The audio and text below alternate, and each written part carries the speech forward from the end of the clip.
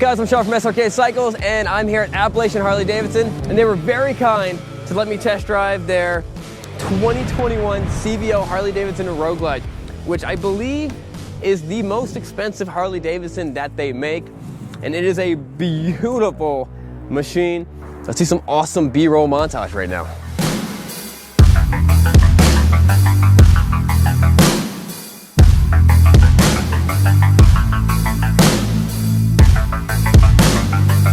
So this is a beautiful, beautiful color scheme.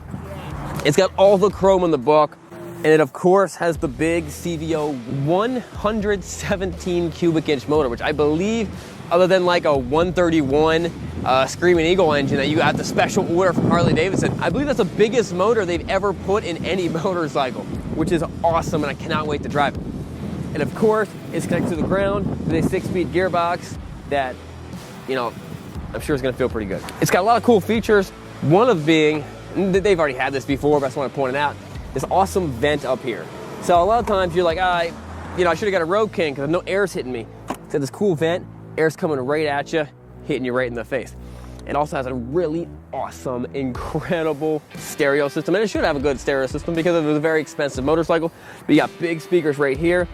You also have big speakers in the bags, like they used to. They didn't always put them on the CVOs, and then sometimes, some years they did, sometimes years they didn't. You got plenty of space back here. You can quick detach the bags right here, and then you get the speaker wires right here. It's probably a quick detach somewhere. If you come in here and look at the back end, it's a very cool looking back end. Got these nice look. I'm sure they have a name for these taillights. I don't know what that name is because no one tells me anything, but I think they're really cool looking. There's also another thing that they've just started doing on Harley Davidsons. I can show you better up in the front. Let's go check it out. These are the tubeless spoked rims. Now, normally when you have spoked wheels, you have to have tubes because the spokes kind of poke out of it. If you look at the design on this, they don't, which is pretty awesome. BMW does something very similar, and so does the new Pan America. But they put them on the CVO wheels, and I'm pretty excited about that. And so I'm not exactly sure about the benefits of that. Maybe weight.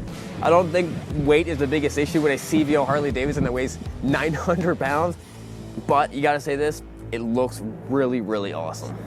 You also get a lot of really cool little accent touches, like right here, how it says Screaming Eagle right there on this that rubber piece. That's cool looking. Guys, I can't wait to take this thing for a test drive. Let's fire it up. Before I get to that though, so when it comes to the keys, there's a key somewhere in here. I don't know. It's probably in the saddlebags, but it's a proximity key. So you keep it in your pocket or you keep it on your bike, and you don't have to turn the ignition anymore. Just, you don't have to grab the clutch, but I do. Grab the clutch, press that on, and then press the start button. That's it. When you want to go turn the bike off, just kill it, and then that's it. Leave the keys in your pocket, or like I do, don't tell anyone, leave the keys in the saddlebag. But no one knows.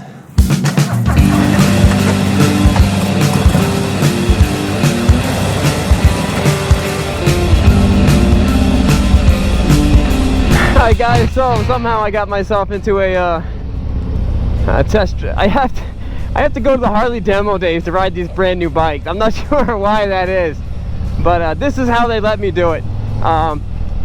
So we got a brand new, beautiful, I love this bike. And really what I'm trying to figure out is how much faster is it than the bike I currently have.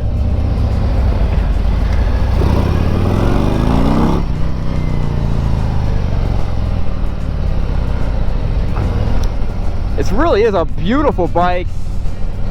It feels great. It actually feels, you know, the Road Glide's a big bike, but it does not feel like a big bike. That's what I really like about it. It's not like I'm not bench pressing the thing. I'm just riding it, and the ergonomics are perfect. Sitting up like this, high bars. The way these things come stock, they're comfortable, and in my opinion, they don't need anything done. You don't need to buy a Harley Davidson and then put 20 grand or 5 grand or any amount of money into it. Just ride it the way it is. They look beautiful, and especially with the CVOs.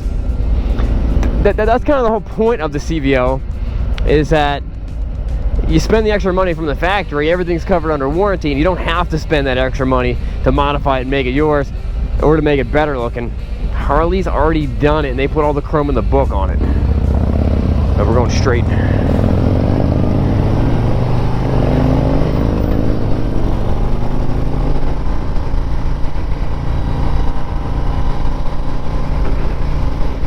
I'm gonna get on it real quick and see how this thing pulls. Oh yeah, that pulls pretty well. Now you'd be surprised. I mean, it's no sport bike, but it pulls very well for a big bike. And that 117 cc cubic inch motor, it really gets it done. The coolest thing about these M8 motors is they can make humongous power, like oh, hope they're all right. Like insanely big power. I think the guy was telling me like a cam and, you know, a tune. Maybe not a cam and a tune, but, you know, with not that much money, you're around 200 horsepower and 200 foot-pounds of torque. If you take even the previous generation CVO 110, you needed $20,000 to get anywhere close to that kind of money, and even then it could barely hold up. So I know the CVOs are more expensive when you initially buy them, but depending on what you plan on doing with it, it might be the cheapest way to get the bike that you actually want. Now, if you just want a bike that looks good and you're just gonna ride, and you don't need the extra power, you know, it might not be for you.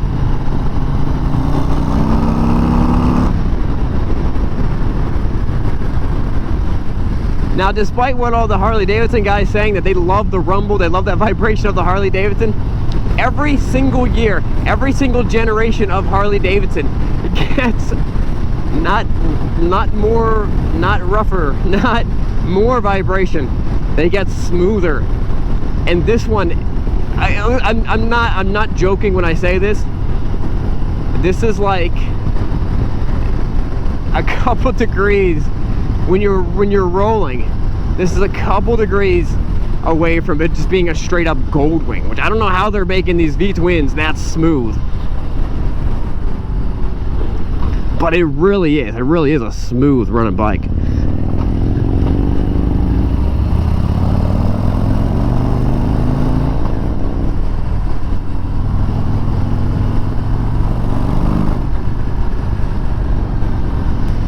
What a beautiful day to be out riding on actually, this is the most expensive Harley Davidson they've ever made. I think. I'm pretty sure.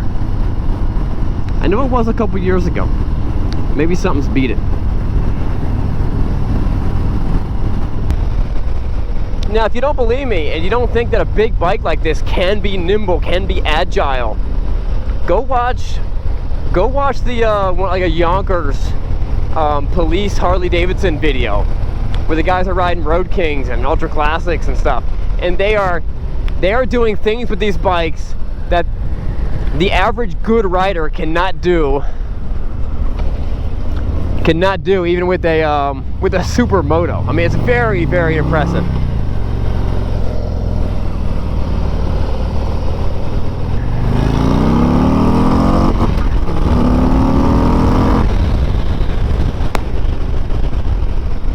The bike pulls hard. I don't think it pulls as hard as my turbocharged CVO 110 does. This is a little bit bigger engine, a little more modern, so it doesn't pull as hard as my bike does, but it's also probably 1,000,000 times more reliable.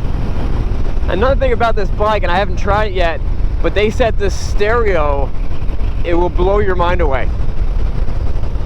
And it should. You spent a lot of money on this bike. It should blow your mind away.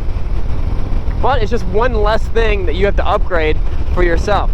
It's very normal, and I see these bikes all the time. I see, you know, 2-year-old bikes or 3-year-old bikes, and they got like a base model, and then you're like, wow, you spent $7,000 or $10,000 upgrading this thing. $2,000 in the stereo, you know, $1,500 and exhaust and all these things to upgrade it. and never do an aftermarket paint job because you're gonna ruin the value. But they do all these things, and it's like, why didn't you just buy, you know, wait a little bit? You know what I mean? Wait a little bit and buy the CVO, buy the bike that had all this stuff from factory. Because anytime you put money into your bike, you do exhaust, or if you're stupid like me and you put a blower on it or something like that, it doesn't help the value, or it definitely does not help the value, you know, as much as you put into it. I like these dark face gauges too. I think that's a really cool look. Everything's kind of blacked out on this bike.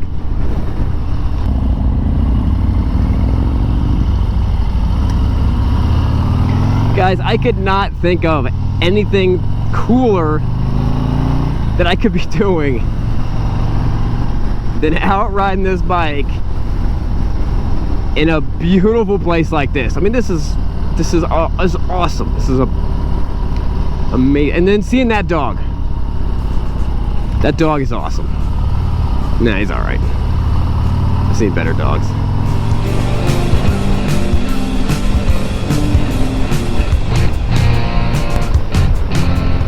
Now, something that Harley's been doing for a while, and it's kind of a trend, where when they were making the 96 cubic inch motor was their motor, the CVO was the 103, but then later a 103 became their regular motor and the CVO was the 110, and they keep on stepping it up like that. So you can have, and kind of what the result of that was, I'm gonna get on it going down this way if you want to give it a little. All right, I'll give it a little. You don't got to tell me once.